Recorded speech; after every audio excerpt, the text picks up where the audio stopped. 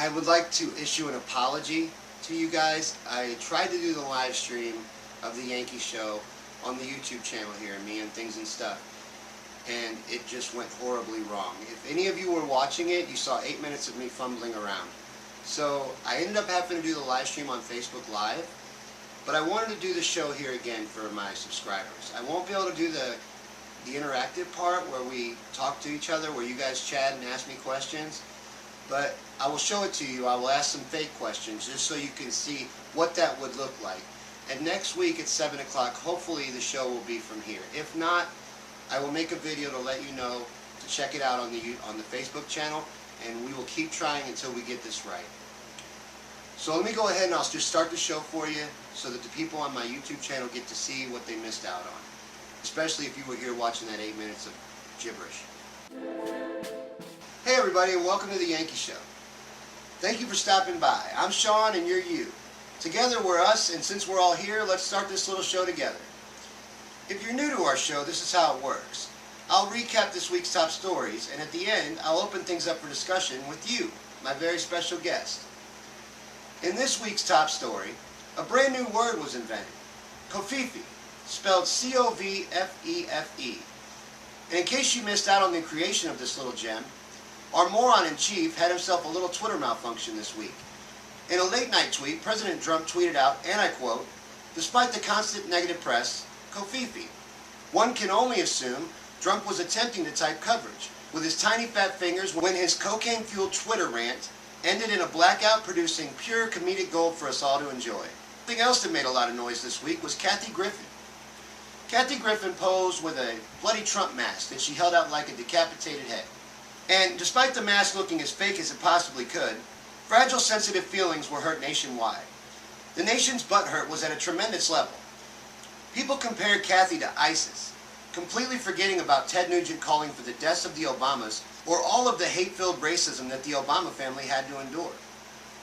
Unlike Obama, Trump's precious little feelings were terribly hurt. CNN fired Kathy Griffin over the incident because apparently they had no idea what she does when they hired her. The saddest part to me was that Kathy actually apologized for the photo. See, I wish she hadn't done that. It seems sensitive folks' feelings are more important than the First Amendment. In other news, after being laughed at by almost every world leader during his recent trip to Europe, President Trump threw an impressive tantrum and pulled the United States out of the Paris Climate Agreement. Apparently, Angela Merkel becoming the new leader of the free world was just too much for his fragile ego to handle. Many American cities and companies have vowed to still uphold the agreement, once again showing that Trump is our president in title only. On a positive note, the new Wonder Woman movie is getting really good reviews, which is great news. Most of DC's movies are horrible, so I'm glad they brought their A-game for this one. Girls need a badass female superhero, and I need good movies to watch. Now, I'd like to open it up to questions. Let's see here. I messed this up during the live version, so there's nothing on the screen. But Corey wants to know, when is the government going to address the problems with the water in Flint? That's a really good question, Corey, and I have no good answer for that. It's ridiculous that the people in Flint still don't have clean water. And they're not only that, they're forced to pay for it. People's homes are being foreclosed on because they don't want to pay for poisoned water. I think we need to refocus our attention on Flint.